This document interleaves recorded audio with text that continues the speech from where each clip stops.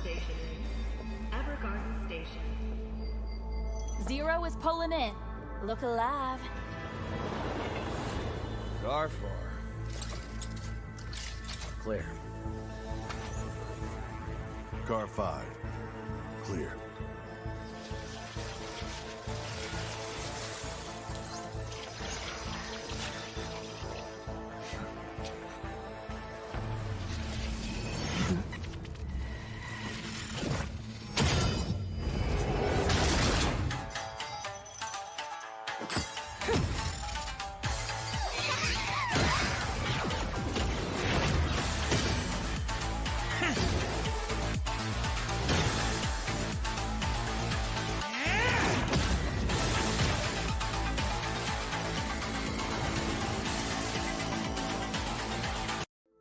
Welcome aboard Metro Zero.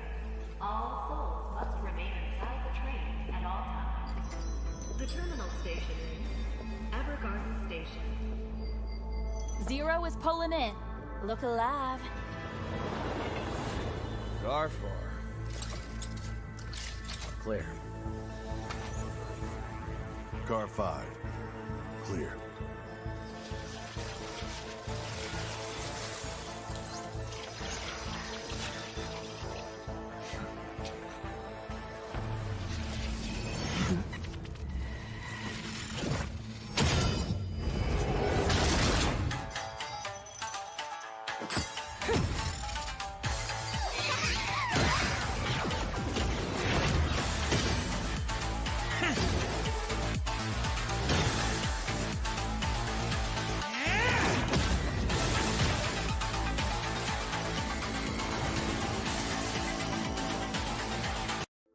Welcome aboard Metro Zero. All souls must remain inside the train at all times. The terminal station is Evergarden Station. 0 is pulling in. Look alive. Car 4. Clear. Car 5. Clear.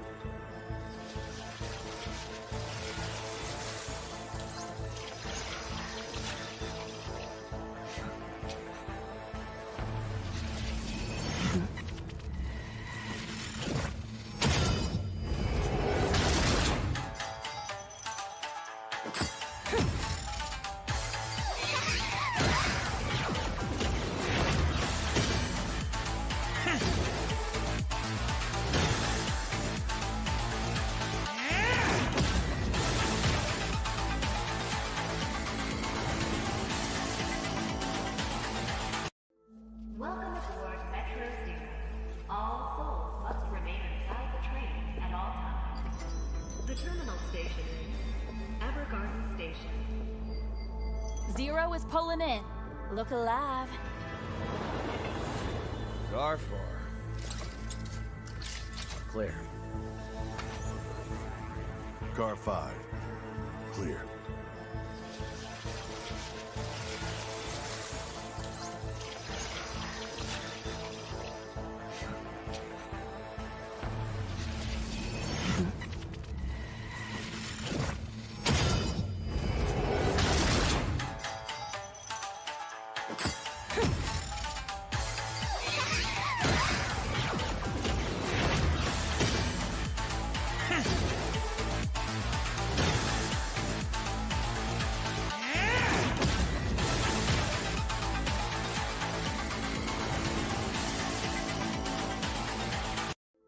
Welcome aboard Metro Zero.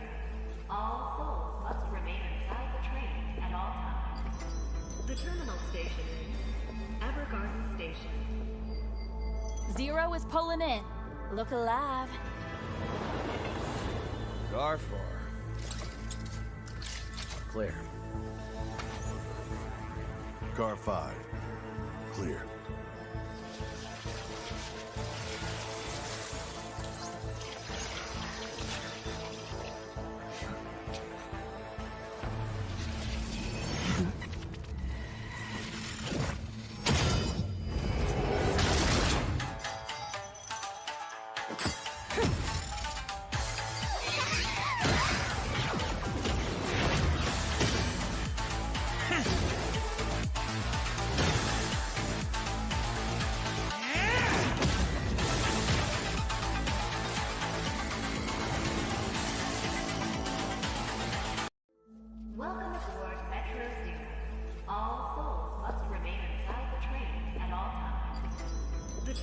station is Evergarden Station.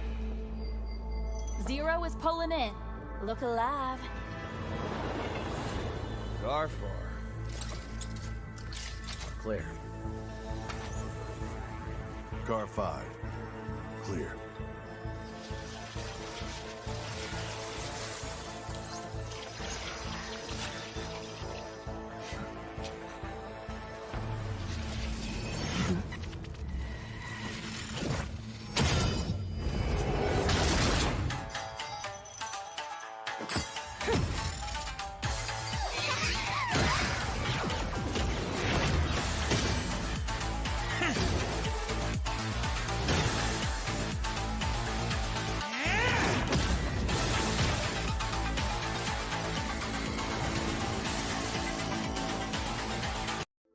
Welcome aboard Metro Zero.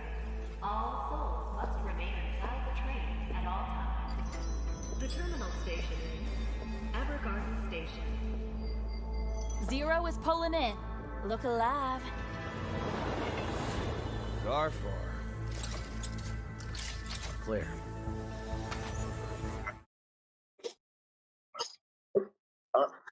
All right, guys, how's it going? Good evening, everyone. Welcome to another day of the seasonal qualifier.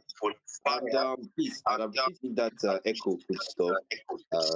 Please, if someone is watching out loud, please you can reduce or use a earpiece or something. Thank you.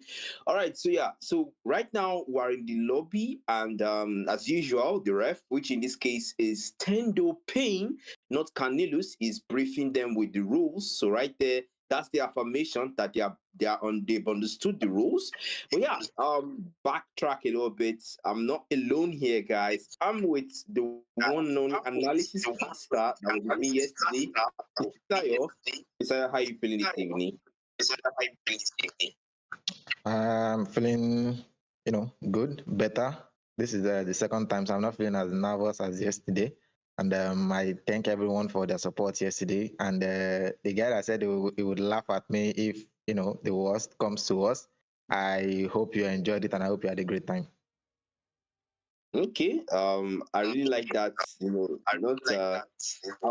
I think there's an echo somewhere, and I appreciate if you could stop. Maybe you could like mute yourself when you're not talking, then or mute when you're talking. That could help. Yeah, it's pretty distracting when I'm echoing. But yeah, so like you said, that's actually a very good one. Wishing well, on for him. But yeah, if you see the lobby bands here, Lancelot and the glue, that's for Sphinx Esports. And Fake Fraud still haven't made their lobby bans yet. But yeah, let's talk about that a little bit. A Lancelot ban and a glue ban. What do you think about these bans, Fisayo? Well, although we didn't get to see a glue yesterday, but I believe we saw an Uranus in action. And we know that if there's one hero that can be as equally as annoying as the Uranus, it is definitely the glue.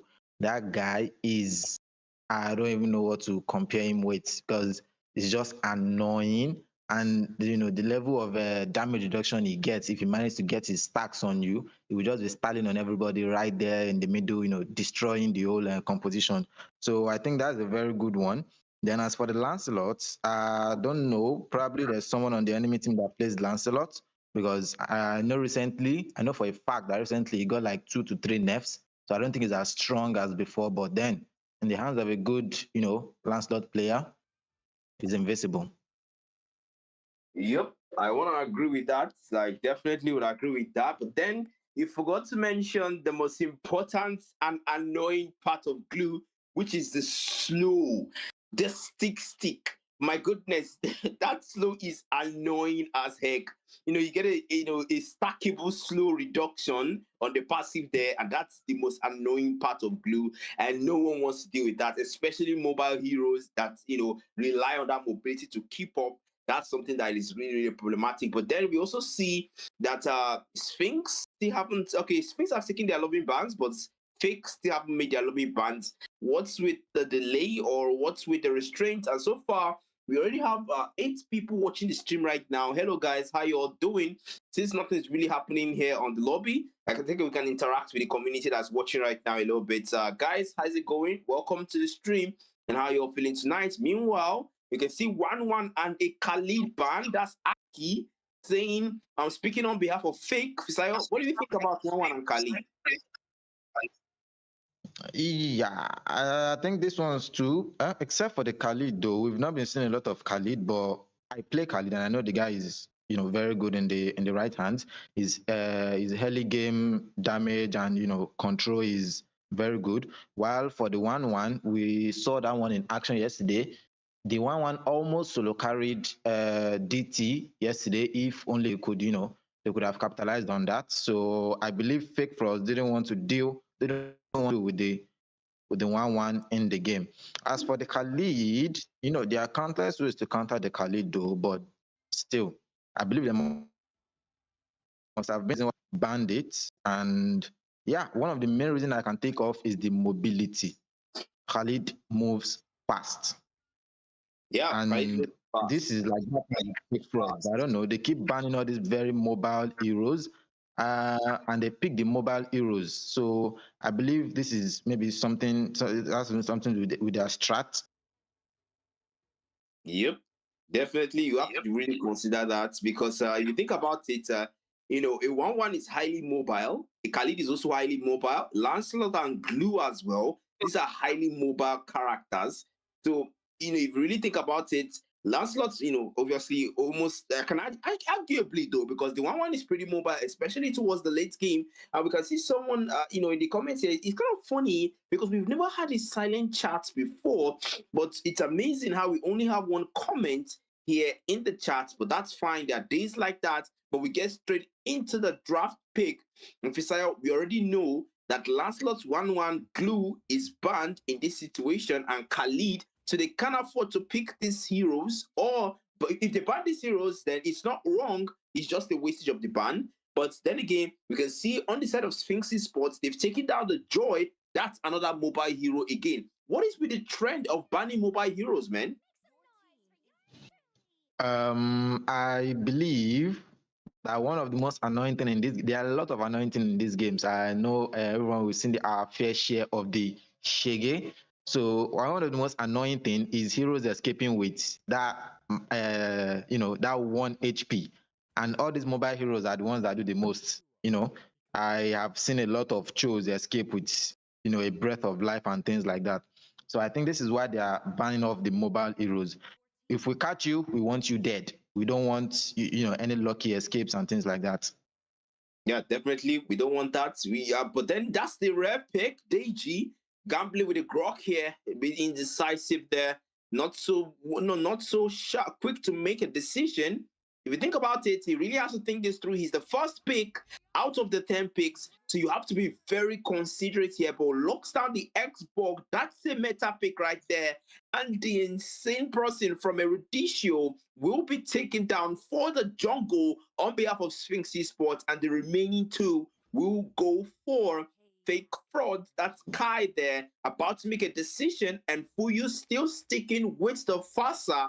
I don't really know, whether that's him exploring, but then the Fasa has long range as well. Nairo will be moved. I expected Nairo to go for a Calais, but I'm surprised that Nairo went for a Gato, and Deji still sticking with that Grok. I mean, do you think the Grok revamp increased the speak rates? Yeah, definitely. Grok is actually very good now. I don't know if I'm allowed to mention. I played the Leslie earlier, and we know how Leslie deals well with tanks, but I was not dealing anything to this Grok. Bro was just styling on everybody, just going up and down. Our Franco even hooked him. He just walked out, just on skates, bounced out of the gank. Yep, unscathed indeed. That's the thing about the Stone Guardian. You see, that the revamp really helped out a lot, but then I really hope that they bring someone that can really deal with him, because he can be very annoying, especially with the wall charge. But then that's Moskov down. The Spear of Quiescence is down. He's taken down, and Hayabusa as well. He's taken down, and that concludes the ban for both teams. And Kai here, the jungler for Fake Frauds, will have to make a decision this time. The last time he moved Nairo with the Gato, but now he really has to wait. If Shiro shows, he can still prolong his decision making. You see, when it comes to the jungle, you really have to think it through. Yes, he does. He moves Shiro, and Kai wants to get that last pick. He wants that element of surprise and wants to see the opponent's picks first. But Tori, okay, that's the carry. We don't get to say carry all the time, man. But I mean, it's the first time in a while. First one in the tournament, man. And a very dangerous pick. I was going to say that Sphinx, right? They won the first half of the draft phase, but this second half, I am not very sure about their picks because we have heroes with a lot of range in Fake Fraud's composition, and you're a carry, you have a very short range. Maybe he's trying to counter the Gato and things like that, but you already have the X-Bog, don't you think? Yeah, you already have the Xbox, exactly, man. I mean, how much damage can the Firaga armor take? But then you really have to wonder about that. That guy there about to make a decision. The Lancelot is banned, so he can't exactly use that. That's his signature pick, by the way. And that's him with the link, the Serene Plume Collector skin, a very nice skin. That's someone I particularly love the entrance animation. But that concludes the draft for Sayo. Which draft are you inclining towards? The draft of Sphinx or the draft of Fake Frauds? What do you think, guys? Which draft are you inclining towards? For me, definitely Sphinx. They have the damage and they have the tankiness. They have the CC. The revamped Grok is actually dirty when it comes to CC. Just make sure you're not standing next to a wall. Else, you'll be CC to death immediately if you get caught. Then they have the Sicilian, which makes the Sicilian and the carry makes their late game, very secure. The Amon and the Xbox can carry them in the early, while the Grok is consistent throughout. But we still have to commend Fake Frauds too. The Link, I believe, will just, even higher into the late game. And the Beatrix, we all know, is one of the most consistent hero in this game, no matter the meta. She is always strong. Then we have the Farsa, but I believe this Xbox will be able to deal with the Farsa if he knows how to play it well. The Gato and the Lap, especially the Lapu, they are the wild cards. They are the ones that will decide if Fake Frauds can actually win this match or not.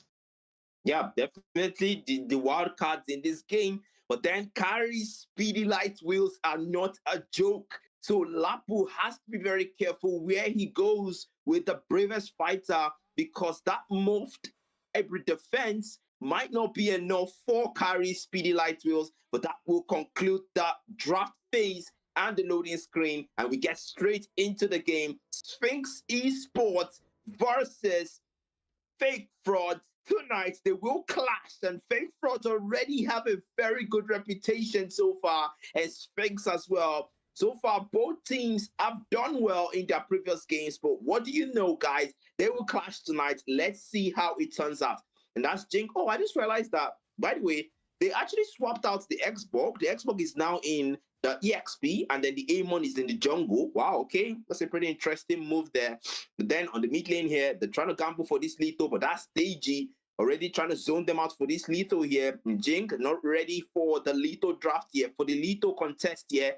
And he will take out that creep first. He has to farm. That's what matters in these early games. And we'll start at the lethal. Not too much competition on this end. But there, does he get it? My goodness. He doesn't get it. That was an early retrieve, Fisayo. Yeah, Nairo definitely knows what he was doing. He played that so well. Yeah, he did. He definitely did. But down bottom on the gold lane, you can see something going on there. But no, Nairo unbreakable. The CC immunity defense against that. The spinning light wheels comes out from Torrid. He has to be patient enough here. Kai's already on level 4. So the tempest of plays by coming anytime. But that's the defiant sword from Kai. But Kai just poking here. Not willing to commit to anything. Unbreakable from Nairo, turns him up. But that's the war charge. Goes in with the defiant sword and fish points. Kai trying to find one, the first blood. Can he find it? Yes, he does. With the defiant sword, so blade comes in. Jinx is not a level 4 yet. Doesn't happen for fish points from Kai. Defensively disengages and goes back to the total. Fish Boys comes down, but up top on the EXP lane, Shiro really contested against him, but that's the last thing said in there. Shiro by 4. No, he does not. Flickers out, and the Justice Blade comes in to support Kai, trying to find one yet does, and that will mark a second kill before the first total. Israel. Yeah, this Ling is actually playing real well. You know, I said it earlier that the Ling will just kill. I don't see any fault with the Ling pick in this match. He will just continue scaling, and if he doesn't get shot down too much, I think it's going to be a real problem here.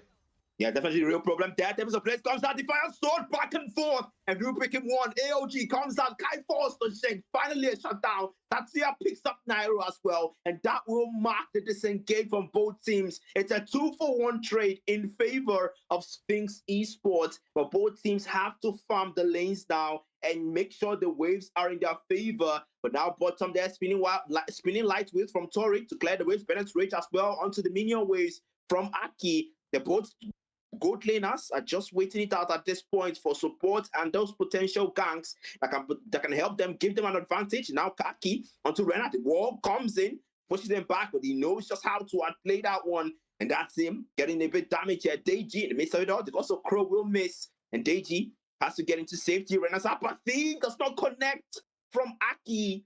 Unfortunately, a missed one. Has to swap back to Nibiru now. And Deji up top. He might just wait it for, but might have a walk charge here. But no, it does not. It's just concussive blast and the poke, aggressive poke. Nibiru's passion comes out from Aki. Just a little poke onto Torrid. There's the spinning light wheels. Already pops it up with the spinning light wheels as well. Torrid has to be patient enough here. He really has to be. He really has to be at this point. But yeah, that will mark the disengage from both teams. They're playing it safe at this point, Fisayo. Yeah, this shows, I don't know, a high level play here. Both teams are not engaging, haphazardly the way we see in our, regular ranked matches. They know what they are playing for, they know their objectives, and they're just trying to achieve it. Yeah, definitely trying to achieve it there. But down bottom, we can see Kai just waiting it out on that bush up top.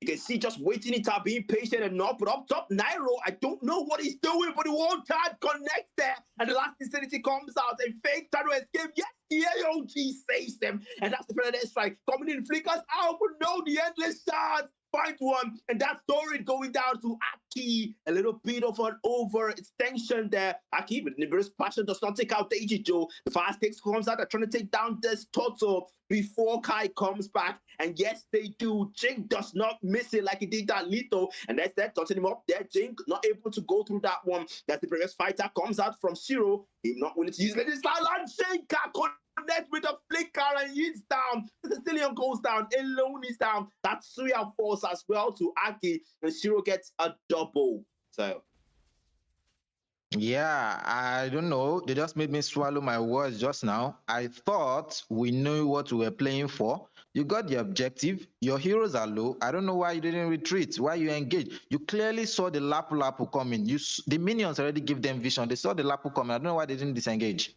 Yeah, that's it. That's the invaded. Thing will get invaded. And Shiro, in the midst of it all, back against the wall here. Deiji, that's the AOG onto 2. But Deiji has to get away, has to disengage at this point. Kai might just be able to find one, but no, the Finch boys just to rotate down bottom here and to take the purple buff before he gets taken. You don't want that to be taken if you're a Link. But down bottom, Aki just might be waiting for a potential gank against Tori. Tori, in the midst of it all, that spinning light wheels is available. And the spinning light wheels as well, Tori has to really make what's work. But Deiji is here to defend. But can he?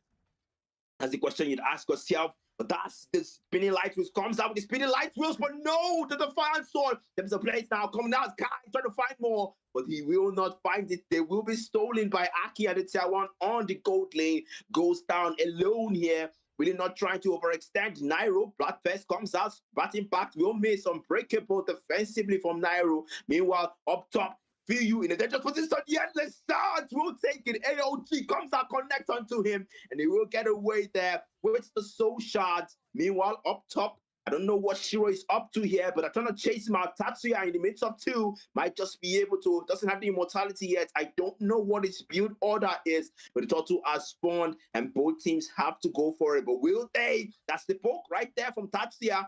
And Deiji really just poking aggressively here as well. Shiro, you just have to be patient at this point. Your jungler needs to be here. What are you doing? You're trading HPs and they're peeling you off.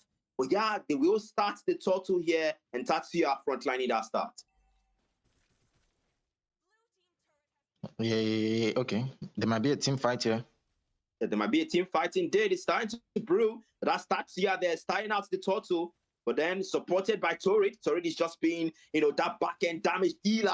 But then Bennett's Rage comes out from Aki. That's not enough to take the total. AOG comes in the previous fighter, and Deji will almost fall. Not able to survive as well. Last incident, Nairo falls. And the previous passion against Zinc, and the Duke of Shards cannot take that much damage alone in the back. Trying to deal as much damage with the batting pack as possible. They're trying to take that distortion. Meanwhile, up top, spinning light wheels from Torrid. Torrid is trying to survive, but Aki does not let him. With the Nibiru, they have to retreat at this point. The numbers are no longer in their favor. It's a 2-for-1 trade in favor of fake frauds. Yeah, if you ask for my opinion right now, I think Sphinx, they are selling this match. They have issues with disengage. I don't know if you've noticed that. They have issues with disengaging. Their engage is always okay, maybe even better than fake fraud at times, but their disengage is, very poor. Your heroes are already low. Maybe your I believe Amon died there. I don't know why they were still okay. Team fight. Yeah, definitely a team fight, but it's starting to brew here. They're just really poking it out. Just trying to take down that tier 2 there on the EXP lane, but that might be an invade there onto the purple buff. That buff is useful to Aki, to Kai rather, but then Aki can also use it as well. They will take down the tier 2 there. Aki frontlining that turret being taken down. But up top, I don't know what Jing is up to, but this is a jungler that wants to push.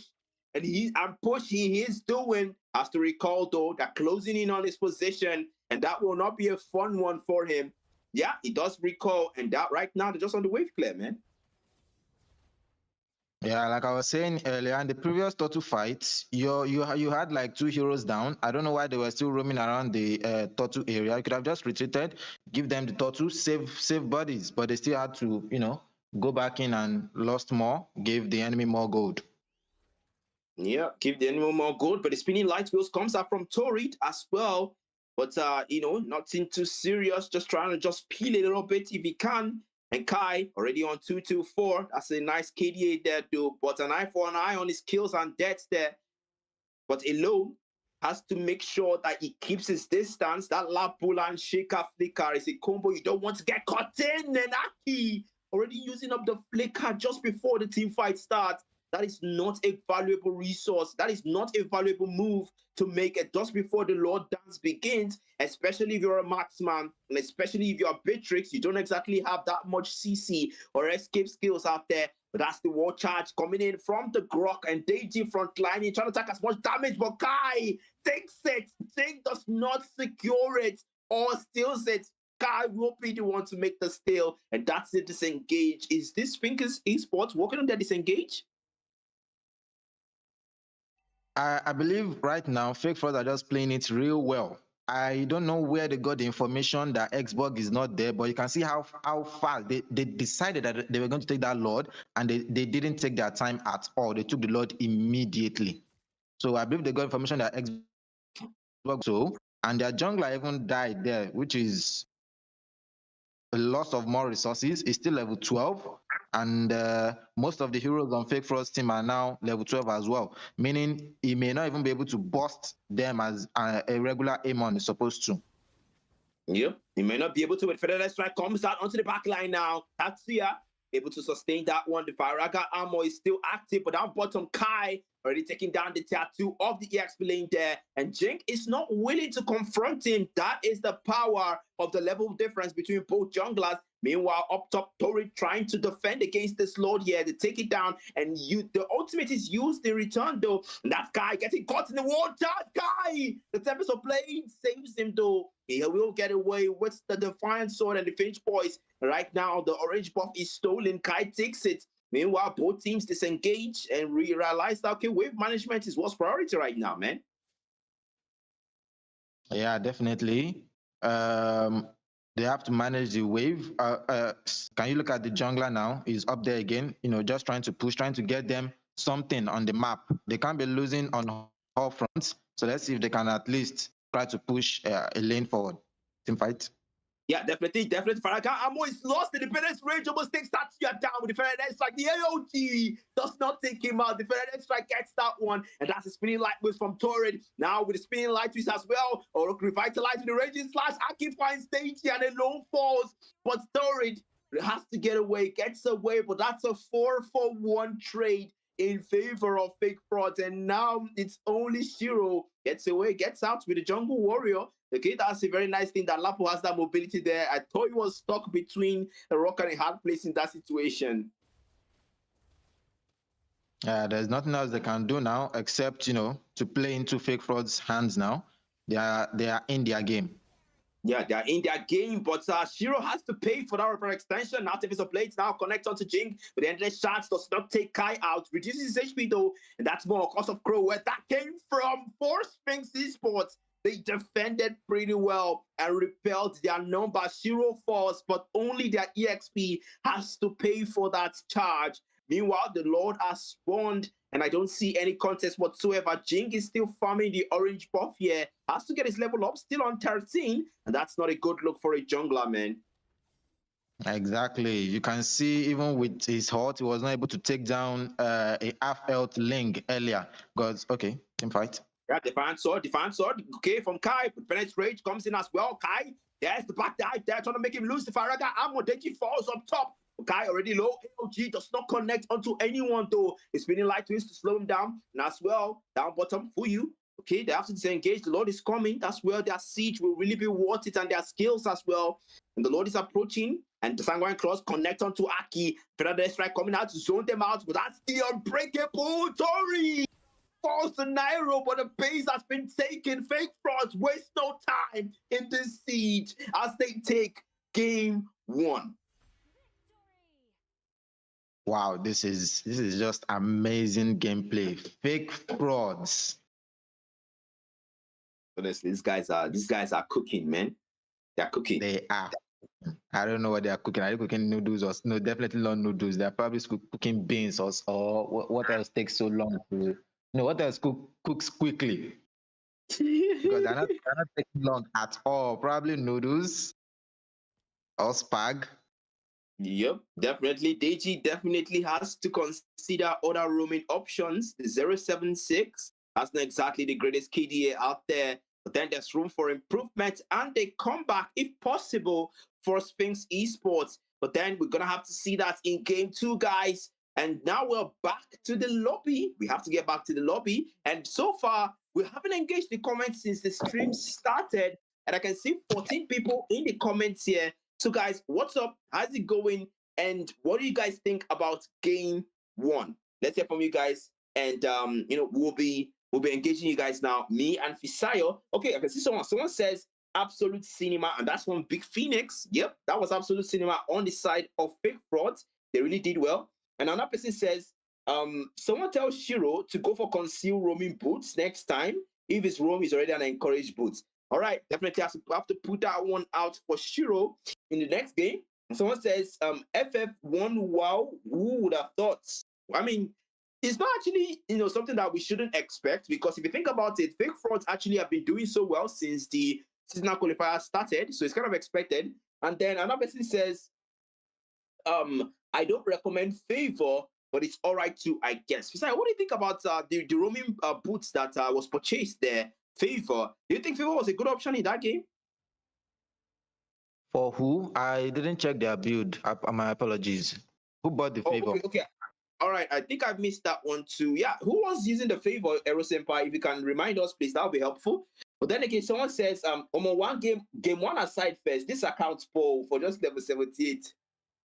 Okay, you're gonna have to cut it out. Give him some slack, because he's just a streamer here. He doesn't exactly play as often. So yeah, Escobar cut our streamer some slack there. And someone says, meant. Okay, I think we should stop disengaging right now. I don't think they're saying anything relating to the game we just played. So yeah, Isaiah, what do we personally think about the game 1? Well, when the game started, we mentioned something about Sphinx draft being the better, while fake frauds, they have to play into the Lapu and their Rome, the Gato. And I have to say, the Gato didn't disappoint. He Yep, did he not did not. disappoint. From early game to late game, bro was consistent. Even with the true damage coming from the carry and the Xborg, I'm surprised he didn't even die. So he didn't die more than he did because and his AOGs, man, absolute cinema, like someone said, absolute Yeah, cinema. absolute cinema. And by the way, that was Big Phoenix because that was his comment. Absolute cinema. Another person made an interesting comment here. Someone says that's arc sign. Someone says 1 second total. This did not disengage, and Sphinx threw from that moment when they stopped disengaging properly after they won the second total. I don't know how we think about that. And that person says, okay, yeah, definitely. That's the last comment that I can say that are really relating to the game here. The rest are just something else. But yeah, personally, Yeah, the game was an interesting the one. person was that. My apologies. No, definitely. The game was an interesting one. And if you really think about it, there was a lot of room there for improvement on the side of Sphinx Esports. But then, fake frauds I also experienced. Those guys are not a joke. I've seen what they can do. I've seen with them play before. And trust me, it was a clean 2-0 sweep. In the last one, there was no reverse sweep whatsoever on the end. But then Sphinx Esports, hopefully they learn from their mistakes because that's what's important. And like you always say, Fisayo, this is Mobile Legends. Anything can happen. So let's cut them some slack and let's give them the benefit of the doubt for this game too. Yeah, definitely. And earlier I wanted to say that person was right. Their disengage game, they need to work on that a lot. When it comes to objective fights, there's going to be a fight. We are going to trade health and things like that. And if you just took the turtle and you are not on the winning side in terms of health and everything, just disengage. You don't have to, force the fight. You start losing the game when you start playing into the enemy's mentality. The enemy is engaging, so you want to engage. The enemy engage because things will fall in place for them. But what about you? You've used up most of your skills. Your heroes are down on health. You don't have anything to decide. You don't have anything to attack with, and you are still going in. The enemies will engage you because they have not wasted a lot of resources. They still have a lot of things with them that they will use to finish you off. And definitely, one of the things Sphinx need to work on now is protecting their jungler. It looks like who was their jungler? Who was their jungler again? I think Tatsuya. Decide I'll be back 1 sec, okay? Just continue.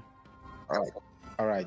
So I'm not sure if it was Tatsuya alone or Jing that was their jungler, but I don't know why the guy just kept dying before or after the turtle. So that one, it seems like a consistent thing. Bro just kept dying before and after. I don't know how they did that, how that was possible rather. And we saw something very rare. Usually you invade a link, the links blue, but at some point we realized that they started invading the Amon's blue instead. So the link was the team, in fact, not only the link, the team was very confident that there's nothing that will do our own blue. Let's just come and take your blue first, then we'll go back to take ours. And of course, it's always a good thing to split push, but then they kept playing into the enemy's hands while split pushing. You had a team fight bot with Lord. One of your heroes, one of your frontliners is up top. So definitely you can't come. Let's hear from the crowd. Yeah, we can't compare, man. We can't compare. Silly. But then, so far we can see Cypher in the comments, and he says, "My people, that Cypher. Hi, Cypher. How's it going?" And someone says, "FF on a different level, from rotations to team fights." All right, that game was amazing. It was a good one. But then Sphinx Esports, hopefully they come back stronger, and we're back into the second game in the lobby draft now. They've got a faster ban. That's limited. Definitely, they did that for Fuyu, and they also got the Beatrix ban. Definitely, they did that for Aki.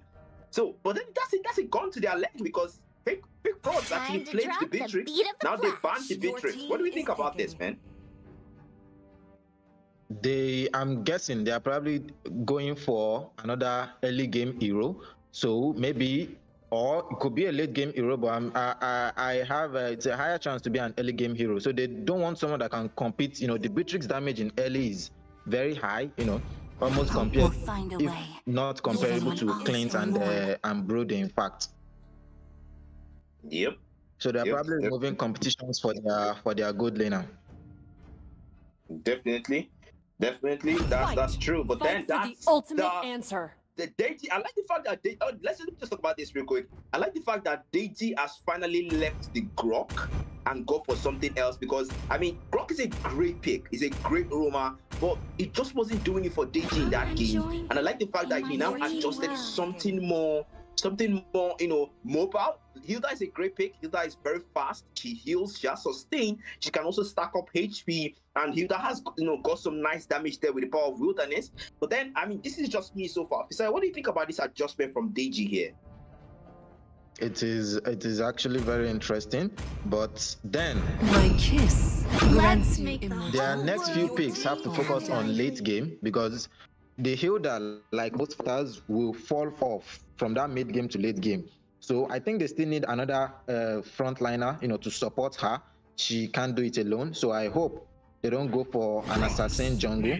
All right, definitely, that's good. Yeah, definitely that's good. You really have to consider those front lines there, because Deji cannot do it alone. Like you said, it's a good thing the blessing of the wilderness grants that healing, but that's only when she's in a bush. And that's Kai leaving behind the link, even though it isn't banned. You'd expect him to go for the same thing, but no, he does not. He will go for the seductress of the abyss, Alice. And that's an interesting one there, because Alice is actually getting a revamp. And honestly, oh my goodness, I'm out of words for that revamp. But then that's the backstab pick. So it's a counter for it, if you think about it, because the backstab mark counters the blood ancestry and also the blood ode. Yeah, and I'm not sure if you noticed as well, but the Alice was meant to counter the Hilda as well. Hilda dominates when the enemy is using assassins, because she can. And I'm allowed to say this phrase. She can disturb for Africa. She can disturb for Nigeria. Hilda is annoying to junglers. So I believe that was why they went for Alice, so that she won't be as dominant. And the Florine was meant to support the healing, and I love the backshot pick to counter the continuous healing. We have the Phobios. Yes, it's a very solid frontliner, and yeah, remember what I said about the marksman. They're probably going for an early damage marksman, and they are removing possible competitions for their gold laner. You can see as they locked in the Granger immediately. Yeah, definitely looking at the Granger. That's for more DPS, because if you think about it, most of the DPS, especially the burst DPS, is coming from Granger. You can, if you really think about it really well, and then Tatsia, I don't actually support this pick from Tatsia, because there's a lot of CC out there. I mean, come on. The Phobios has a CC, the Vexana as well, and the Florine also has her own CC. Why Roger, man? I mean, why, man? Why? And now they're even going for a Baxia room. I think that's a Baxia room, and the Hilda EXP definitely has to be. Yeah, they are probably not considering that the Moskov has dash, the Roger has a dash, the Lunox has a dash. I don't know if Auto Unity is counted as a dash, but I believe it should. So you are giving the Phobios too much resources here, in my opinion. Too much resources. And we have the Florine. I feel like they should have gone for a healer, maybe a Kalea, just try and fix a Kalea in there, because this team is probably not dying easily. Fake frauds, I mean, they are probably not dying easily. They have the Alice. Alice is already very dangerous if she's not roaming. And with the Retribution, the Retribution has this passive that increases attack, I think magic and physical. It increases the attack. So we can definitely expect burst from this Alice. Then we have the Vexana as well for the crowd control. This Hilda is going to have a hard time against this with this Vexana, and the Florine S2 is also going to shut her down, because they will see her coming from a mile away. She doesn't have a dash; she only has a speed up skill, so they will see her coming definitely. Yeah, definitely. You don't see her coming. But then that's a very great analysis you put out there, Ben, because if you think about it, them actually adding Calais to this lineup, I think that would be overkill because you already have a Phobius, you already have an Alice, and those are two very strong frontliners. So if you add a Calais here, man, that's just game one, man. That's game two, man. Definitely again. Yeah. All right. We will get straight into the game though, and that's okay. That's starting out the jungle. They're trying to take one. I think they're waiting it out, but you can see up top. I like the fact that both teams, they're splitting their numbers here and farming the creep all at once. Is this a 4 on both creeps? What's going on here? Yeah, that's probably a strat to help the Roger farm faster. So now he doesn't have to spend time taking the red buff, and he can just finish it immediately now.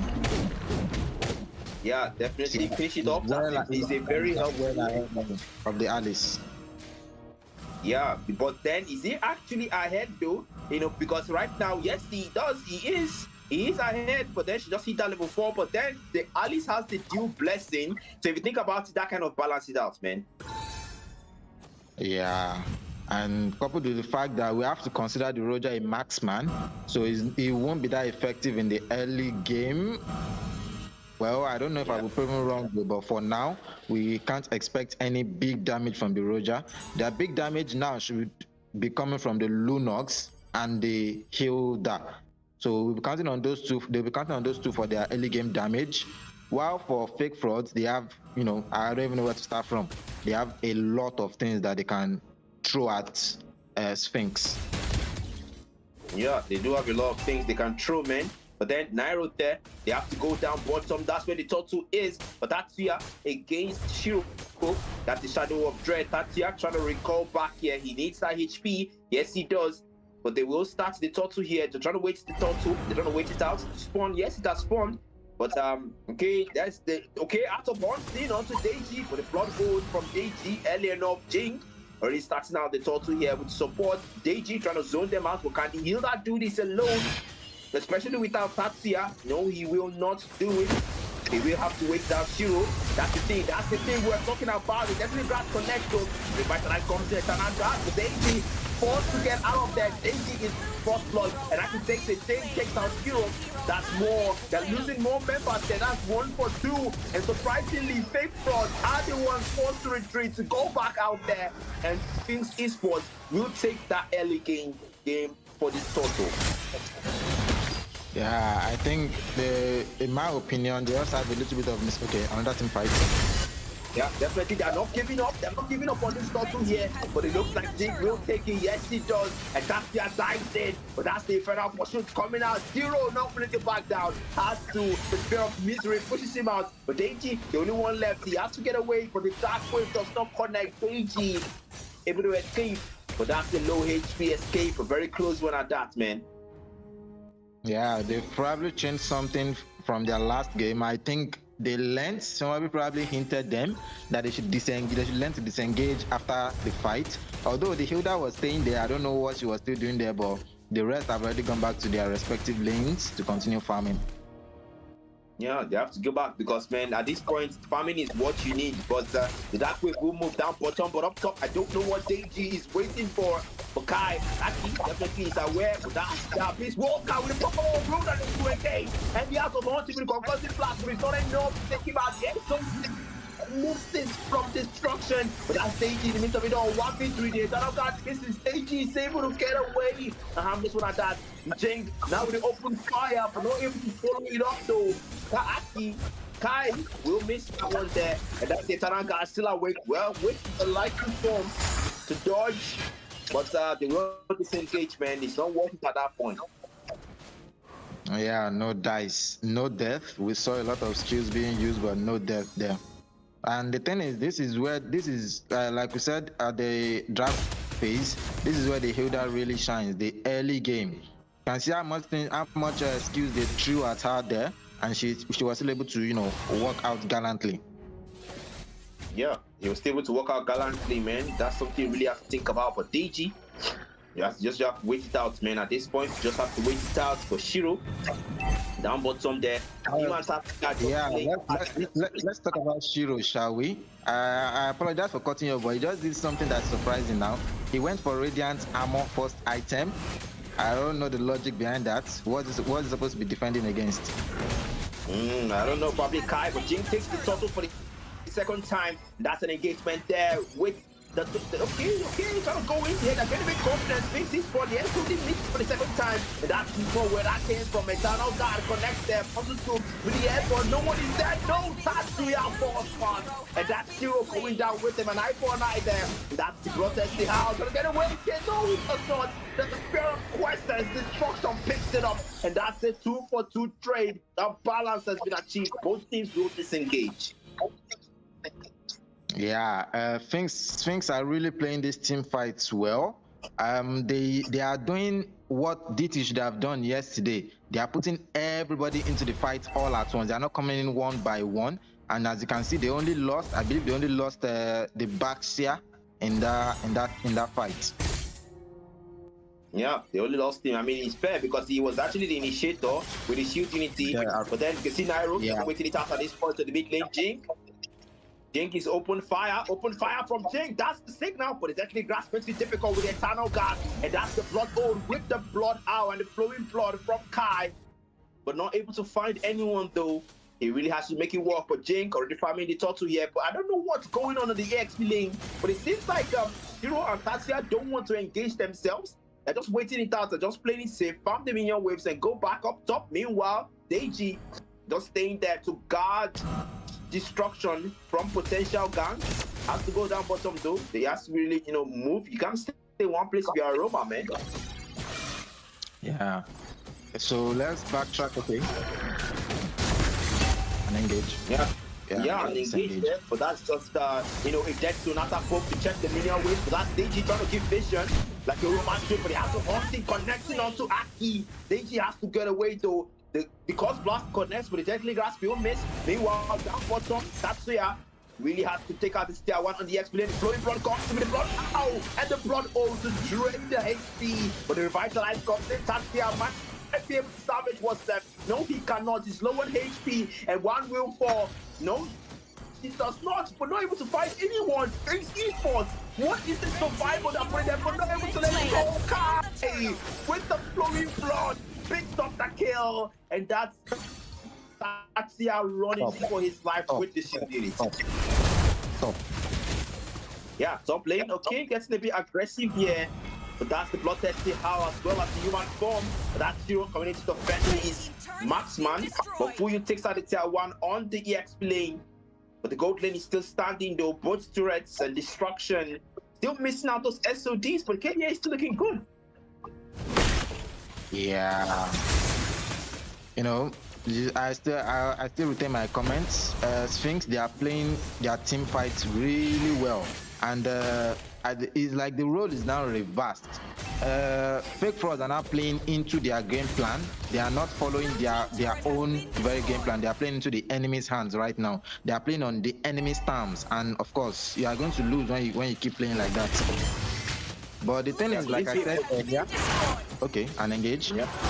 Yeah, this might be a brick one though, because this looks like an invader. Jing has to move into the Lycan force for that mobility there. But that's the 2-man stun from Florian here with the blood and the flowing blood coming in from Kai. He might want to find an engagement there, but no, he does not. Still has that few blessing though. And that's the shield unity from Tatsia. Meanwhile, on the mid lane, it's starting to get a little bit heated. But Aki has to backtrack with the rondo. Needs to go back down bottom to clear the minion waves. And both teams know that wave management is what matters more right now. Meanwhile, Deji in the mid lane trying to give vision as much as possible. That's the thing about the heal that you have the mobility to do this. But then you can't afford to misuse it though. You can get you killed. But that's Kai. Deji knows how to play it safe. Up top, destruction, flowing blood into the turret base. And destruction. Already using the Abyss Walker to get away. That mobility came in handy. Meanwhile, Kai, that's forced to retreat. The Lord has spawned and on the mid lane here. Gino trying to engage there. The open fire. The holds that form. Finding the kill. Meanwhile, that bottom there. They're trying to get one in Sphinx Esports. Zero engages there. Turn out that competition as well. And that thing. Louis the Light gets bounced. Able to get away. Meanwhile, now bottom. The point for that's the outlaw. Takes it down. I'm trying to figure out, but not able to. A logo start to fool you. And that's big fraud saying you might have survived the last one, but this time around, we're no longer smiling with you. Yeah, but let's not forget that the Phobios actually zoned out both of their main damage dealers, which is the Roger and the Moskov. So that team was already losing one for them because they were not dealing any damage. They were just, soaking damage. When you're soaking damage and not dealing damage, then that's automatic loss. Yep, that's automatic loss indeed, man. Then if you really think about it so far, you know that both teams are just at this point just trying to hold out and clear the waves because that's what they really can do. Meanwhile, Deji, they'll come close here. That's it. Let's Sonata poke with the cost blast. Deji has to play safe with those vision. I know he wants to give vision, but you have to be careful, man. These are things that can be costly, especially now that we've left the early games and we're heading into the late games. The pokes from Aki, especially when he has enough stacks on the Capriccio, that can be quite, hurtful if he dies early. But that's an engagement there, Jing. We're not able to follow that one off though, and that's the Lycan form with the Lycan pounce onto the crate, trying to take it out. But the Lord will approach from the bottom lane, and both teams know that this siege might just be the starting moment for their eventual victory if they do take the match, man. But that's Kai with the flowing blood. Kai not wanting to engage there, just wanting to clear the waves. Fake frauds, they're playing it slow, they're playing the long game, but they know already that they will go in. Blood all connect on the Ding. Ding, they're getting low, but the flowing blood takes Kai out. Meanwhile, to the side, Deji, there's the poke from the dead Sonatas. He has to take those dead Sonatas in, at least take some for the team. He can just revive, get them back with the blessing of the wilderness if he finds a close by bush. But then the turrets are being taken, and that might be difficult to achieve. But Shiro, already, the SOD does not. The SOD is missing. I mean, this structure really needs some more practice with that skill, man.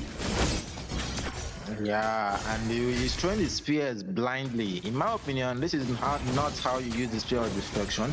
You need someone to give you vision, then you throw when you know. This is not like the Xavier skill where you can just, aim at the general area. If the spear doesn't hit anyone, then you're just waiting for like another 30 to 40 seconds for it to come off cooldown again. So you wait for someone to give you vision before you throw it. You know that this is like a one-time thing once in maybe 30 seconds or so. So wait until someone gives you vision, then throw. Yeah. Then again, that's something for hopefully this game, because that knowledge could really help. But the Lord will spawn in the next 45 seconds. They're just trying to farm it out here. Just clear the minion waves and make sure that the waves are in your favor. Meanwhile, Fake Frauds already leading in the turret lead. But it looks like both teams are trying to play safe at this point. And meanwhile, Katia taking some more damage there with the Cost Blast. But Fake Frauds already know how to play the waiting game and just clear the waves and make sure that the waves are in their support when the Lord spawns eventually. Yeah. The team fights from now on is going to be like very dangerous for Sphinx because the Florin S2 and the Vexanas, okay, an invade.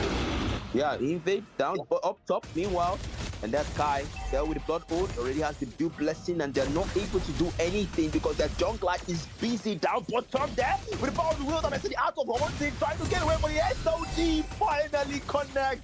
A little bit too late though with the Abyss Walker. Destruction hesitated for a moment, but that's just to buy time for the team. Aki done a good job because up top they are taking the Lord here, and that guy almost taking it out, takes it down, and that's a free Lord with little or no contest. Meanwhile, goes in there, two-man, not able to use the Blood Oath, but the Blood Oath is still in. Destruction, trying to dish as much damage as possible. Kai's already low on mana. Kai has to go back and wait for the Lord to start the siege. Yeah, like the point that I mentioned earlier, I believe we start seeing the effects now.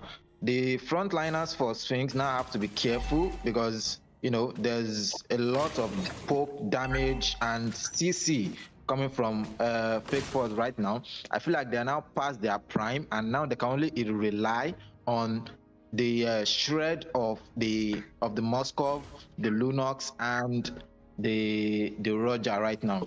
But in my opinion, this Roger hasn't been doing much since early game. I don't know if you saw something else.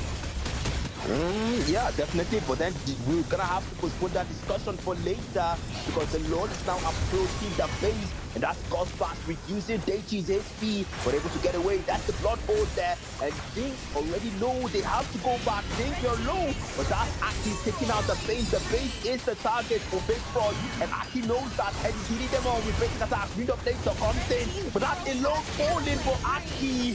Will go down with him as well, and Destruction finds that kill. And very brilliant defense from Sphinx Esports. Meanwhile, that's a wipeout from Sphinx Esports. They will defend properly, and not just properly, taking them out and going back to push the waves. Sphinx Esports are not letting the first game got to them, and Destruction will lead the waves in the mid lane. Yeah, it's just like a reverse of the first game now. Now it's Fake Frauds that are being too greedy and don't know when to disengage. But we also have to, comment the damage dealers as well. The Lunox, the Moskov, and the Roger, I believe. The Roger created a lot of distraction back there that they didn't even know where to go. The Fake Frauds team, they were just, everywhere, not concentrated on one spot. So I believe that was why they were able to take them out. Yeah, that was a very brilliant, wipeout, but that really helped them take out all the turrets that were standing. So that was a very brilliant play there from Sphinx Esports. You can't underestimate this team. If you played safe or if you played cocky, you will regret it with this team because they know what they're doing. But Fake Frauds already have to not get complacent. They can't afford to get complacent in this match unless they want to prolong it to a game 3. But then, if you think about it, why go for a game 3 when you can end it on a game 2?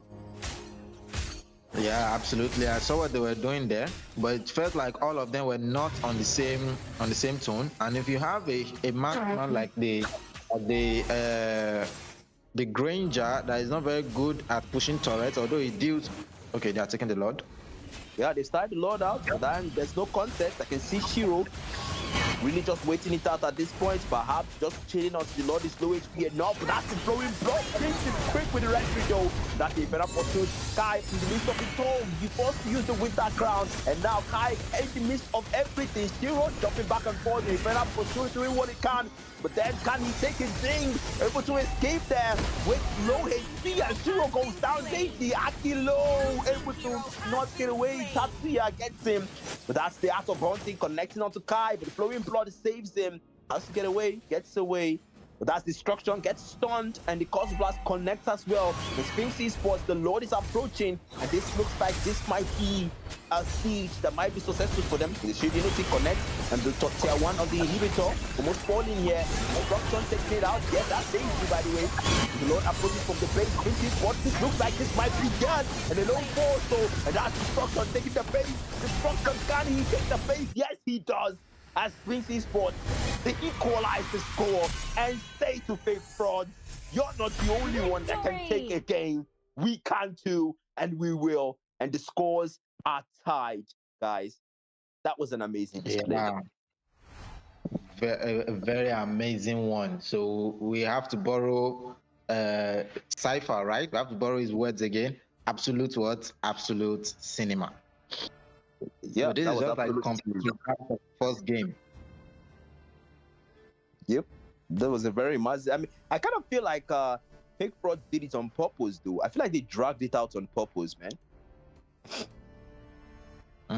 It did not feel like that to me. I feel like Sphinx were giving them, a really hard time to end, especially with this. There are two frontliners.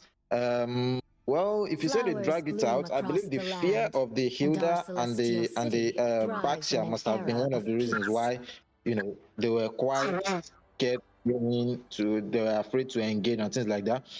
Plus the fact that over time, I noticed that although Shiro was going for the Roger has like enough mobility to continue dodging the Infernal Pursuit So anytime he jumps in, he's now stuck in between like four. He's sandwiched in between four other teammates, and his original target, is just running with his other form, just escaping. And there's nothing he can do except fight it off, and just die there. Yeah, that's the thing, man. That's the thing. You really have to think about it through, especially if you're a phobious. And yes, the backstab mark did give that blood ancestry a lot of problems if you really think about it. But then again, let's see how game 3 goes. But guys, you're watching us here. I can see 22 people on the live stream. What do you guys think about that game 2? Do you think that it could have worked out for fake frauds, or do you think Sphinx Esports deserved that win? And I'm going to be engaging the comments while we check for potential comments that we can engage. And then I see one here. Someone says, we all know Moskov carried. Well, to be fair, Messiah, Destruction, even though he missed a lot of his ultimates, he still did well towards the late.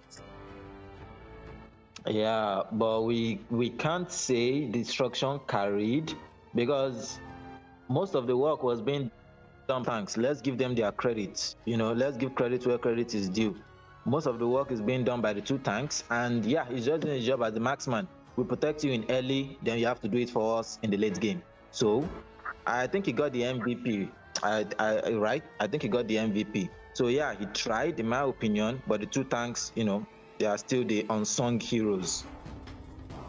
Well, yeah, unsung heroes, and I love the fact that Tatsuya knew that, okay, look, once the blood ode is popped by Kai, I want to shove my face in front of him as much as I can, because my backstab mark is the medicine to that sickness. So yeah, you want to take our HP. All right, I'm coming in here and I've got 50% discount for your HP. So yeah, I'll give that to you. And then you can see that just follow up there from Jink, trying to bust Kai down before he could be very problematic or draw HP from multi-targets. You really don't want that happening. That's exactly why I don't like Alice.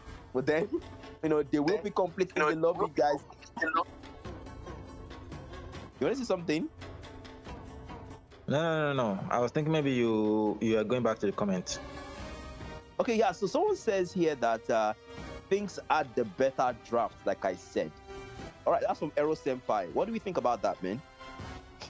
Yeah, both drafts were equally, amazing. But the 2 tanks actually did it. I apologize for anyone that's annoyed by me as I keep mentioning the 2 tanks. But I was just very impressed with their gameplay. I mean, everyone knows that our server, we don't have a lot of very strong roamers like that. So I'm always happy. I'm always overjoyed when I see tanks actually doing their job. And we saw their tank, the Hilda, doing it from the early, the Tatsuya as well, picking up, following up and things like that. While for fake frauds, they tried as well, but they just lack the end game capacity. In my opinion, just like the end game capacity. The Phobios was not enough to tank that damage, and we can see the way they were just toying with the Alice. The Alice they should probably remove that stuff from the next draft totally. The Alice she tried, but then she was not doing enough. They were just toying with her in that game, which is actually not what you'd want if you're an Alice. But then that happened, and that was a counter there. Had one at that. That's the Baxia. But then Tatsuya here really definitely gonna get the Baxia banned if they're gonna go for the Alice again. But I don't think Kai will do that. I think he's gonna stick to that mobile hero that he loves so much, which is Lancelot. That's if Lancelot is not banned. Oh my goodness, he is banned in the lobby. But then someone says on the comments, now both teams are on a thread. Time for some real thrill. And that's from Escobar. Well, that definitely tries. Now that the scores are tied, you definitely don't want to make any funny moves. And fake frauds can't afford to get complacent anymore. Their throwback cushion is now taken away by the equalization of Sphinx Esports. So it's anyone's game at this point, man. Yeah, I won't be surprised if we see the signature Nairo Kalea here. Yeah, I won't be surprised either. But then that's the CC ban. More mobility bans from both teams. Nothing too surprising here. It's the pattern for the past 2 games. And alone, as the Sicilian available, he can go for it, or he can take down that Baxia that so traumatized the team comp in the last game. But then alone, what will he go for? Maybe he's decisive here, perhaps communicating with his teammates, and that's the faster takedown. But then against Fuyu, I'm pretty sure, yeah, that's definitely against Fuyu. And then Shiro must take down something here. He might take down the Baxia, he might take down the Gato, or he might take down something that could prevent Jink from, really performing well. That's the Amon. He might take down the Amon, or he might take down Destruction's Moskov. But then let's see how it goes. No, he does not take any of the ones I mentioned. That's the Irithel ban. Isayo, what do you think about this ban so far, man? I'm guessing with the way Fake Frauds kept banning CC and Irithel, I think they already have an outline for what they want to draft out, and probably Irithel, and having an Irithel or a CC on the enemy team completely messes up their draft plan. So I think that's why they kept insisting on these two bans. Yep. If you think about it, but then alone, like I said, goes for the Sicilian. My goodness, I did see that one coming, and that's a meta pick there. Now Fuyu has to make a decision here. Aki and Kai as well, they have to make a decision. The last one is still banned, but then the Alice is available. But I'm not sure Kai would want to make that gamble like he did the last time. My tail's been itching, bro. Yep, there it goes. Signature Nairo Kalea. Yeah, we saw that one coming, didn't we? We did see it. He made that mistake not to go for it. He has to go for that now. They don't have a safety cushion anymore, so they're gonna bring out everything they've got. And Aki goes with the Beatrix as well, and that's alone on the meta pick. We might see more meta picks here. We might see a Hanzo, we might see a Hayabusa, we might even see something more meta than that. But then Tatsuya with the Uranus, that's a lot of healing. No, destruction with Ixia. That's a very long range pick there. But then I don't know how that's gonna work, because Nairo with the title strike might be a little bit problematic to her. But Jing on the YSS, let's see how it goes, man. Yeah, the Ixia here, mixed feelings with the Ixia, because you need to couple the Ixia with a very strong tank. Forget the rest of the team. The Ixia from the mid to late game needs a very good tank, for her to be able to perform. When she ults, she's static, just like some of the heroes. And when you're static like that, you are easy targets for assassins and heroes like Kalia that can just jump to the back line and kidnap you, take you somewhere else, and you're dead. Yep, that's it. You're dead, man. You can't afford to be very. You have to be very observant of this Nairo's and pick. Now, yeah, Fake Frost just poured more salt into the wound with the Lapu Lapu. The Ixia is now looking like a very dangerous pick right now, the way I see it. Yeah, it is what it is, man. This is exactly what you say, because now they've got a Hayabusa to worsen the situation. As if the title strike was not enough, you now have the bravest fighter and the quad shadows to avoid. So alone using the Purify, that might save him from the Tsunami Slam, but it will not save him from the Shadow Kill. So it's a pick your poison, Tsunami Slam or Shadow Kill. What do you want to go for? Yeah, definitely. But on the side of Fake Frauds, though, I think they are all going for their comfort picks. They want to win this game, but they forgot. Well, Nairo's Kalea is pretty strong in Rome, and Shiro is also a master on the Lapu Lapu. But do they have someone that can soak up damage? Like on the on Sphinx side now, we have the Grog and the Uranus. We know that they are not losing the team fight immediately it starts. But for Fake Frauds, they might actually lose a team fight immediately it starts, because they are sustained. But they still have sustain coming from Kalea, though. Just depends on how well they play, together. Because if you are far away from the Kalea, the healing is not getting to you, then of course they are going to die. And we know that the Lapu is someone that has to jump into the back line. So if the Kalea also jumps into the back line, what will happen to the Zetian and the Beatrix? They will be left alone at the back of, and they can be what easy pickings for the Yusunshin or the Grok. You know, I kind of feel like a Link would have been better, especially for that backline dive for Jink. I feel like a Link would have been better there, but then they don't have that, so they're gonna have to work with what they have, and that is 4 flickers on Fake Fraud's team. You can tell that this is a team that want to get in and get out or evade complicated situations. I mean, oh my goodness, I'm actually starting to feel for Alone and Ixia. I'm starting to feel for Destruction and Alone right now, man.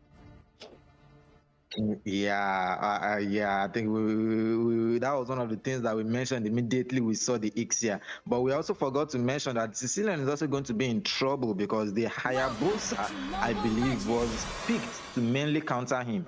Your blood, the flowing blood, I think, is that the name of his ult? Yeah, that's Bat Fest. Will not help you against a hero that is untargetable, that is intangible. If the Hayabusa is able to mark the Sicilian with full stacks, then he might just, die without being able to fight back.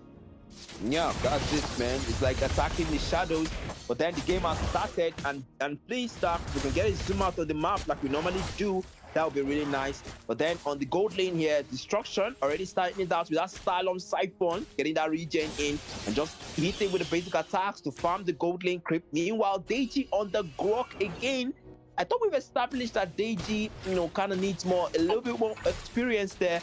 But then that's it. He will not go for that one there. Trying to zone them out here. Trying to wait for Jing to get that lead though. But no, Alone takes it. And I really don't know how to get this in, really, because if you think about it, Deji on this Grok, I think it's starting to become a variable for me, man. Yeah, but now he has more room for for mistakes because the Uranus is there to cover for him. I don't know if you remember, because I can't remember on this spot now. I don't know what they picked for the X-Bug in the first game. So, but I think the Uranus can still support the Grok at this point, even if he makes him all right. You might see an engage here. Yeah, we might see one, but we might not. But then, for you, on the mid lane, on the Zetian is always a problem no matter what. But then Nairo just waiting it out with that Tidal Strike. The Turtle has spawned though, and the Ionic Edge. But the Tidal Strike connecting there, and the Uranus is in the midst of it all. That's the preserving radiant stack. Doesn't have the concentration yet, but has to get away. Gets away, and the Turtle will soon spawn. A BNB impatient here. Both teams are not hesitating to engage each other. But on the mid lane here, you can see Fuyu just poking it out here. That's the thing about the Zetian, just those annoying pokes. But that's the Tidal Strike and the Surge of Life from Nairo. He will start it out against Deji, and the Turtle is almost half HP. They will reset it though, and Tatia there already having the radiant, so now he can dives in, the push back from the flame shot. And then actually from the passive rather. And then, okay, a pull-up run comes in, but Destruction, this is what we talked about.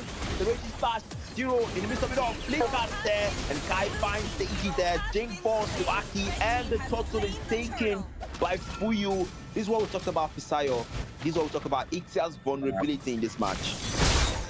Too vulnerable, in fact. She was the first to die there. In my opinion, I don't think unless he is not reasoning the way we are right now, I don't think he's supposed to be joining any team fight at this point, because you'll be the first that they will target. The Lapu will jump on you. The Kalea will jump on you. Yeah, my apologies. The Hayabusa will jump on you. If they can take you out, then that's game over. Yeah, game over. Deji with a Stanislav full of rats, a good position in Destruction. Just might be learning from his mistakes here. Nairo taking damage from the back first, but nothing too serious there. That's Jing up top in the mid lane there.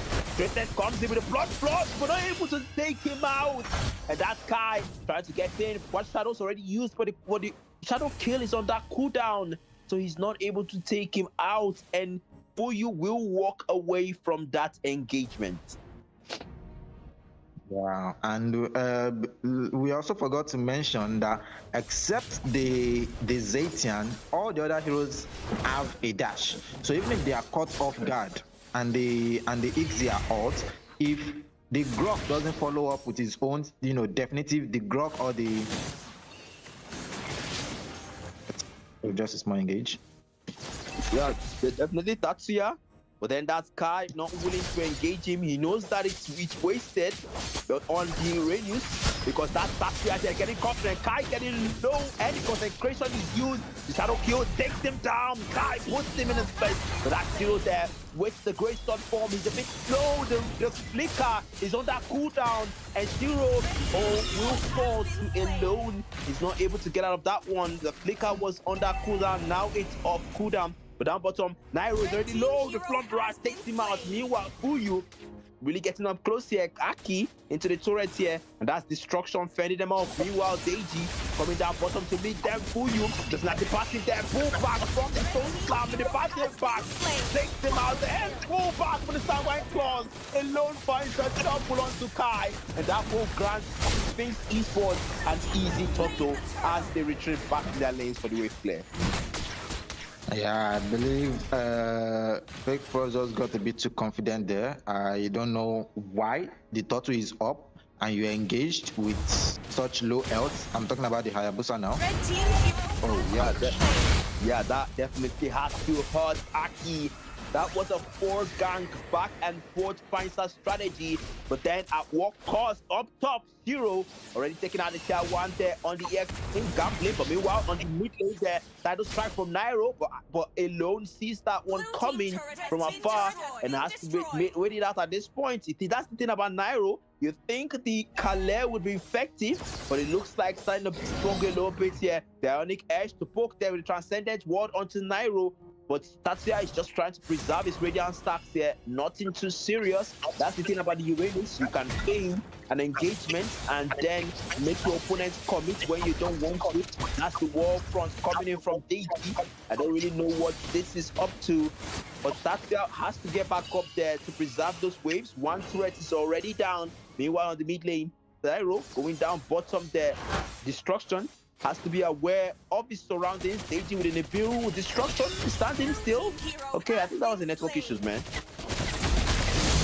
Meanwhile, 2-man Sanguine Claws, and that's a pullback. Aki forced to figure out, and Nairo in the midst of it all. Snappy Slam gets away from the Bennett race. That was a counterproductive move, but Deji falls as well. Aki takes out alone. That was counterproductive, but then that still worked out somehow in the end for the team. And that's Kai taking out, invading the jungle there. Really just has to make sure that they get that tier 1 on the gold lane as a reward for their efforts. But yeah, sorry, did you see what I was talking about? You know, the Tsunami Slam out of the Bennett's Rage attack radius. Yeah, that it was probably a miscommunication there, but thankfully the Kalia has enough sustain to bring them out of that predicament, because that was very close. Yeah, that was very close indeed. Meanwhile, in the mid lane there, that's the batting back with the bat fest. Unable to take anyone there. Concentration already used by Tatsuya for the jungle warrior through the walls from Shiro. A brilliant outplay of Tatsuya, but then it's broken from Shiro rather. But then down bottom there on the gold lane, Fuyu, they're trying to push down this tier 2 here. That Sky frontlining as well. 100 seconds to that Lord, and both teams are on wave management right now. Yeah, right now I don't even know. The match is just going back and forth. We can't say this is exactly the team that is leading, even though Big Frogs has more kills. But we can see from the an engage. Yeah, that's an engage, but that's Tatsuya preserving his stacks of the Radiance. You just have to preserve it by feigning engagement, man. Yeah. So although the KDAs say something else, but we can see that from the team fights that we have seen, most of the fights can go both ways. I don't know how they keep doing it, but even if they win, they are already low on health and they just have to retreat. Yeah, that's the thing there. But on the mid lane, Deji starts to get a bit complacent here. Has to be careful though. We're now in the mid lane, but that's the engagement there. Kai taking a bit of damage, but that's concentration used by Tatsuya to preserve the Radiant stack. Now on the max stack now, and that's Shiro forced to use the jungle warrior to get away from him. That's the annoying thing about the Uranus. But up top, Deji down on mid lane though. Nairo taking damage here. That's the Sanguine Claws, does not connect onto anyone. Meanwhile, on the mid lane, Okay, they're trying to clear the minion waves here and just stay together. Don't know how well this works, but then I like the fact that Alone and Destruction are staying in the back. Meanwhile, down bottom there, Aki already pushing down the tier 1 there. Shiro taking damage, now on half HP, able to get away with the Jungle Warrior. I'm trying to defend this tier 1 here. Jing just might be looking for one, looking for a damage with the Blood Floods. Does not connect. Jungle Warrior, he does the shot. But Tatsuya has to get away. Meanwhile, on the mid lane, Nairo getting a bit complacent here as well onto Deiji. But Aki, the way is blocked, but he will get away with tactical repositioning. The Lord has spawned now. Justice Blaze connecting onto it from Shiro. But that's just both teams just trying to just make sure that the waves are okay before they started out. Nairo taking out the lethal. That was actually a very nice one. We might see a title strike soon. But that's Alone there. Okay, that's the bravest warrior with the Justice Blade. Then not willing to use the bravest fighter just yet. Just the homeland defender. But Shiro now the bravest fighter defensively ready slash gets in. But the bad fence takes him out. And the bad impact. And now Block Rat comes in. That destruction there. Oh my goodness. This is what we talked about. But the wind of nature comes through. Destruction. Outplays Kai. And will flicker backwards. Meanwhile, Star brings Nairo in. But then Nairo falls. Sing will get that one. The last lap. And they will start the Lord dance. Meanwhile, Tatsuya is holding out and cutting the lanes on the EXP. But Kai is not done. Kai still wants to gamble for this one. Quad shadows are out, but Sting already takes it down. Meanwhile, Aki ready this transcendent ward, but on the arena right now, Aki now in the DB room. Rose Gold Meteor shield has been popped. But Tatsuya knows that it's not worth it. They will take out Shiryu. Nibiru's passion comes up. Tatsuya now thought to die, but not able to get it. Tactical repositioning to get out. Aki, it's a close one, but Aki will escape with a low HP bar. Yeah, that last team fight was actually well played by Sphinx, you know. Just like what I said earlier, the KDA might say something else, but from what we have seen, it is, you know, very equal. The team fight can go both ways and anyways. Yeah, it can go anyways indeed, but that's the world chat. I don't strike there. Okay, it's not the flies. That's the chase part of the skill. But then Blood Floods from Jing. He has to get away. He has to get away. Kai trying to look for quite shadows here. But comes back there. The outplay finally comes in. Kai will get the kill with the shadow kill, a low HP and a gamble at that. But then Transcendent Ward comes in. Tatsuya still wanting to preserve his stacks, even though outnumbered here. 1, 2, 4. What is this Uranus? What is Tatsuya on? No fear for this man. Ionic Edge for the Transcendent Ward defensively. Wants to get away. Radiant Consecration. He's having his stacks here. That's more. Nairo trying to get away, but no! Tatsuya does not let him escape. He will go down, and Tatsuya is still alive. Real full HP, and he cannot do anything against this man, against this Uranus. He is running riot in this game. I don't know what this man is on, but definitely Sphinx Esports are benefited from it. They are, and as you can see, we're already in the 12 minutes mark, so this is like the mid to late game now. And yeah, this is what we're talking about. Okay, Kai just waiting there, just waiting to use the quad shadows alone. Might be the victim this time, but no, the Stalum Siphon helps it out there with the immobilization CC. Kai, that's the bracelet with the blood flood comes into the mountain taker. They fight it, and that's more where that came from. Penetrate coming in there, full of barrage into great positioning from destruction. This is why Ionic Edge is starting that war for the sort of life to put them out. But now, finally, this Uranus is still alive. Tatsuya, what are you on, my friend? When Nairo goes down up top, destruction finds the kill on Sphinx Esports. That telling fake frauds, that complacent is our antidote to your victories. And they will take down the tier 1 on the tier 2 on the mid lane. They're trying to push for the base. And it's a 3 for none in favor of Sphinx Esports. yeah, that team fight was still very well played. Very well played, in fact. I don't know how Fake Falls wants to do it now that they are going to get back into this game, but let's watch. Yeah, definitely. It seems like these Uranus just know how to just turn back time and just, you know, accumulate back the HP equivalent to the damage he took. But then that's the Sukuna Maharoga reference if you really think about it. But then only that he doesn't exactly have that clockwork behind him. but obviously his clockwork is radiant, and that's Tatsuya there, just being confident, just really styling in this game. I don't know what this guy took, but definitely Sphinx Esports had him up as their ace up their sleeve for this game. Fake Frost thought they were controlling the game, but who would think the same now, man? And to add insult to injury, he just bought the blade armor, so we can expect even lesser damage to come from Aki now against him. Yeah, that's definitely adding such to injury indeed. But that's Tatsuya diving in with the transcendent ward. The quad shadow comes out, but even Kai is scared to engage this man, and that's the blood flow is connecting onto Kai. But the Lord is approaching, and the siege will soon start, and that's where Tatsuya will get confidence, and then perhaps a chance for Kai and Aki. But then I don't want to speak too soon. Shiro trying to take out this Lord. Big Frost and do it, but it's not comes in. Match the engagement. Nairo takes out Sting. The jumper ball. Takes out the engagement. Racing start. The line take out onto 3-0. But the way the place of takes instruction, he will get out. And not just out, he will try to get closer, but the floor barrage to take him out. The Blood Shadows does not find anyone. He finds two before he goes down. He takes out instruction. Aki is still alive. Aki is trying to escape, but no. Tatsuya will not let him. And that Shadow Strike might just bring him in with them. But Aki wants to fall, but the Ionic Head does not let him. Tatsuya!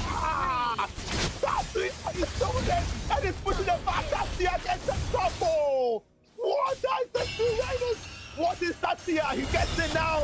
Fuyu is running away. You have to run from this Uranus. This Uranus is not your friend. He is your foe, and they will take the face. Big Frost just might lose this one. There's a push-up. Sphinx Esports.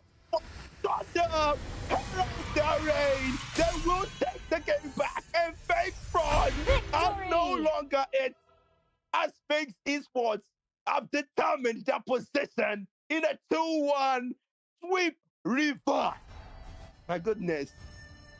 This is crazy, man. This is insane. What the heck, Risayo? I can hear all the excitement in your voice, and I'm pretty sure the comments will be getting very exciting right now. I can't wait to hear what they have to say. But yeah, Tatsuya is definitely the main man. And remember, I told you when you were talking about Deiji on the Grok, I told you that now that they have the Uranus, we don't have to worry about the Grok that much anymore. Anywhere he, makes blunders, the Uranus will definitely cover up. And little did we know that instead of covering up, bro is going to be what? Covering the whole game, carrying, in fact, not covering at this time, carrying everything. Bro is him after Escanor. Yep, definitely, he is him. But then that's the Maharoga. He has officially earned that name. Tatsuya is Nigeria's Maharoga because this man just knows how to turn back time and heal back the damage he received. But then that's an amazing match that was shown by both teams. Sphinx Esports definitely learned from their mistakes, and Tatsuya showed that in his performance. Yeah, he was probably one of the most unimpressive players in the first game on the Xbox, although he tried. But from the second game onward, he was something else. On the Baxia, on the Uranus. I think they should just put this guy on tanky heroes more. Yeah, definitely. But then, Pisayo, we have to call it night here. It's already 11:30, so it's almost midnight, and we have to let everyone go. But then that was an amazing game we saw, and a very brilliant one at that.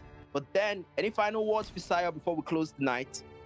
Well, nothing else. I just wish everyone a very good night, and we'll see tomorrow. All right, then, that's one, and that will be a good night from me as well. Thank you all for tuning in. This is ML Hub's Seasonal Qualifiers. Flowers bloom and we're tuning out for tonight, guys. Our Good night. celestial city thrives.